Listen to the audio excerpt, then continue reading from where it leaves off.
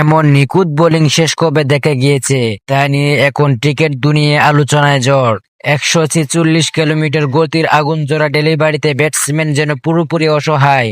আর নাহিদ রানার সেই bold out মুহূর্ত চোখে লেগে থাকার মতো এক দৃশ্য, যেন গতি আর নিখুঁততার এক অসাধারণ মিশ্রণ।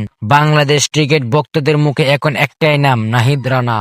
পাকিস্তান সুপার লিগের মতো বড় মঞ্চের ফাইনালে খেলানোর জন্য সরাসরি বাংলাদেশ থেকে উড়িয়ে নিয়ে যাওয়া হয় এই তরুণ পেসারকে।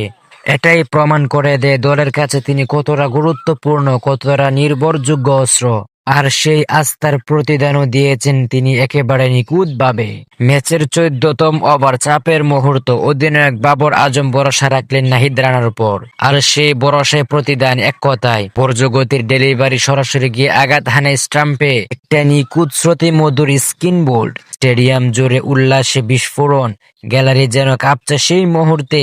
কি অসাধারণ ডেলিভারি, কি নিখুঁত ওয়ার্ক! নাহিদ রানা যেন শুধু বল করেছেন না, তিনি তৈরি করেছেন একটা শিল্পকর্ম।